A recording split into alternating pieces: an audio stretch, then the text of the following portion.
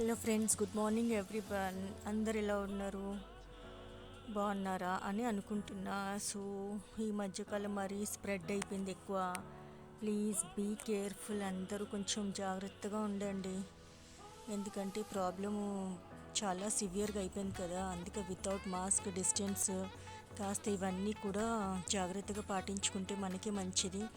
So ఇక్కడ నేను చూశారు కదా, పొద్దున్నే వాకిలంతా శుభ్రం చేసుకొని ముగ్గులని వేసుకుని ఆల్మోస్ట్ వర్క్ అంతా ఫినిష్ అయిపోయింది. సో లాస్ట్కి అంటే వర్క్ అంతా అంటే పొద్దున్నే బయట ఊడ్చి కడిగేసి ముగ్గేసి ఇల్లు ఊడ్చి తూడడం అయిపోయింది. అండ్ ఆల్సో కాఫీ కూడా, అల్లం కాఫీ కూడా తాగడం అయిపోయింది. ఫ్రెష్ అప్ అయిపోయింది, స్నానం కూడా అయిపోయింది.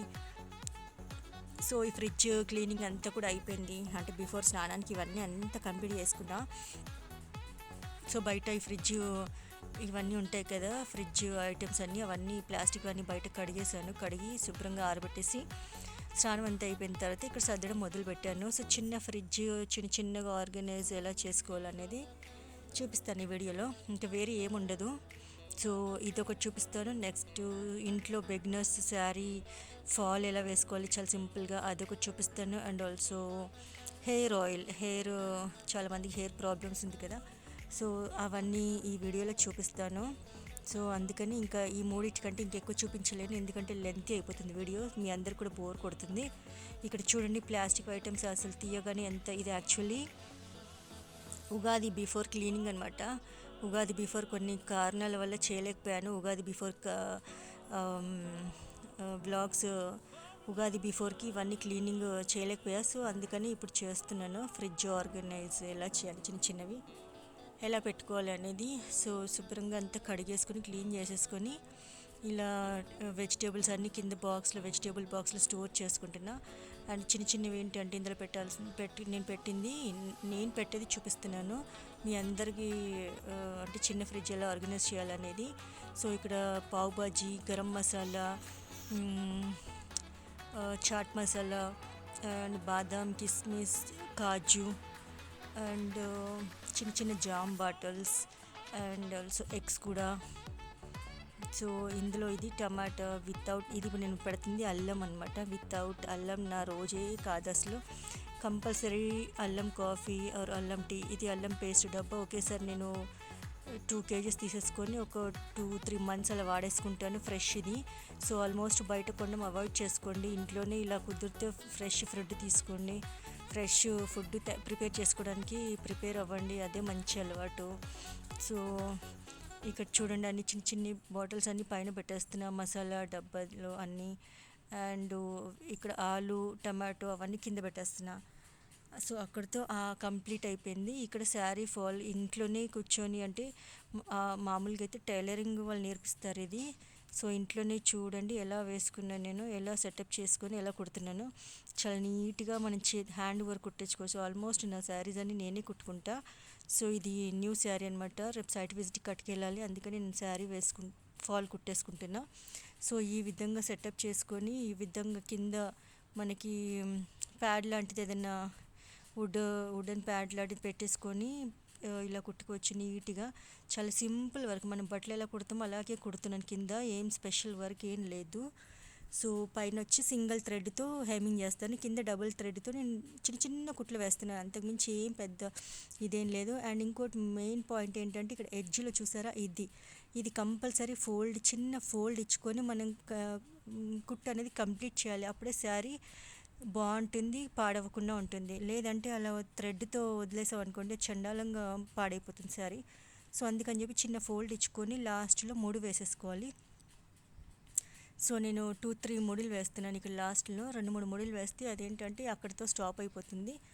అండ్ ఆల్సో పైన వచ్చేసి సింగిల్ థ్రెడ్ హెమ్మింగ్ తీసుకోవాలి, చాలా సన్నగా ఉంటుంది, బాగుంటుంది. ఈ కింద వచ్చి డబుల్ తీసుకోవాలి కంపల్సరీ, అప్పుడే శారీ ఫాల్ అనేది లాంగ్ టైం వస్తుంది, పాడవకుండా ఉంటుంది. అండ్ ఇంకోటి ఏంటంటే, బిఫోర్ మనం కుట్టేటప్పుడు కంపల్సరీ ఒక 1/2 hour మన ఇంట్లో శారీ కాబట్టి 1/2 hour నానబెట్టేసి శుభ్రంగా దాన్ని ఐరన్ చేసినట్టుగా ఆరబెట్టుకోవాలి. లేదంటే ఆరబెట్టిన తర్వాత కూడా ఐరన్ చేసుకోవచ్చు, అప్పుడు కుట్టడానికి ఈజీగా ఉంటుంది, నీట్గా ఉంటుంది వర్క్ కూడా.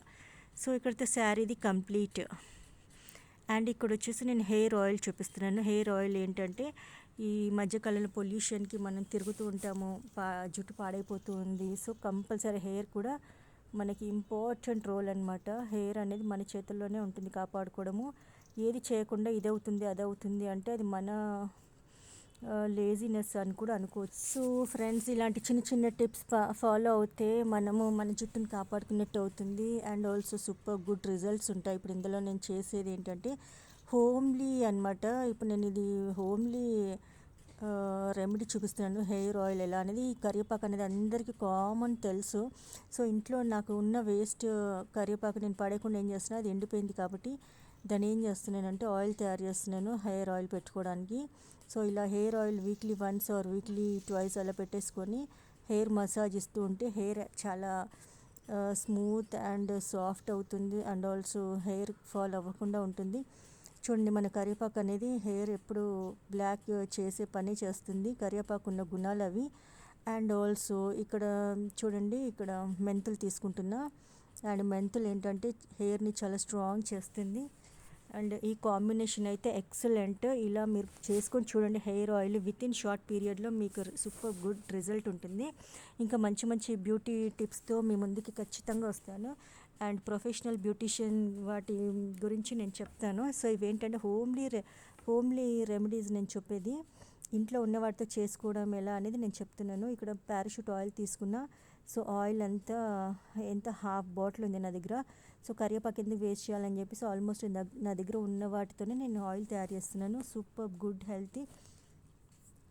హెల్దీ హెయిర్ కోసం నేను హెయిర్ ఆయిల్ ప్రిపేర్ చేస్తున్నా. అండ్ మెంతులు అండ్ ఆల్సో కరివేపాకు combination is a very good combination. ఈ రెండు కనుక మనం ఏమీ లేకపోయినా ఈ రెండు అప్లై చేస్తే కనుక హెయిర్ చాలా స్ట్రాంగ్ అండ్ బ్లాక్ అవుతుంది. చాలా హెల్తీగా ఉంటుంది హెయిర్ కూడా.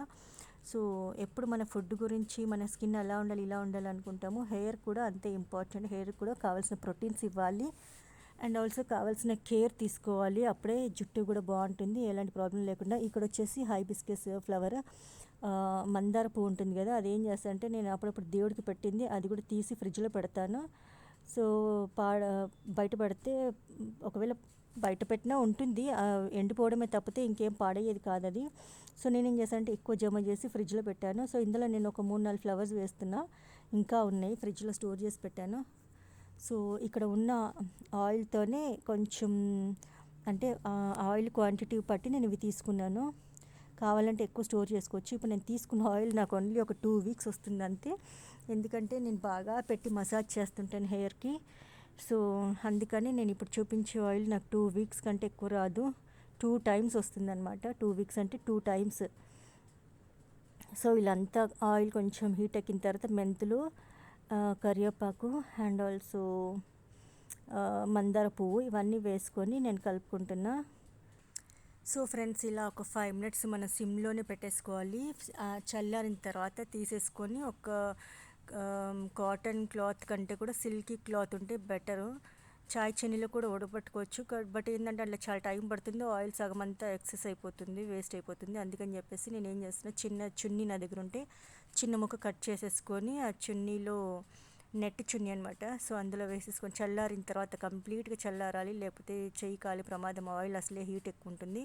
సో అందుకని కంప్లీట్గా చల్లారిన తర్వాత ఇలా బట్టలో తీసేసుకొని వడబట్టేసుకొని, సో ఇలా బౌల్లో తీసుకుంటున్నాను నేను. ఇంత కూడా వేస్ట్ అవ్వదు ఇలా చేస్తే. సో అదే చేతితో మనం చేస్తున్నాం కాబట్టి చేతికి ఒకవేళ అంటేనే అది తీసేసుకొని తలకి రుద్దేసుకోవచ్చు. చూసారు ఎంత ప్యూర్ బ్లాక్ వచ్చిందో. సో ఇలా మనం కంటిన్యూ చేస్తే కనుక అప్పుడే వైట్ హెయిర్ స్టార్ట్ అవుతున్న పిల్లలు కూడా మన ఈ ఆయిల్ అప్లై చేయొచ్చు. సో అక్కడితోనే కంట్రోల్ హెయిర్, వైట్ హెయిర్ రావడానికి ఆపేస్తుంది, కంట్రోల్ చేసేస్తుంది ఈ ఆయిల్. అంత మంచి ఆయిల్ అనమాట.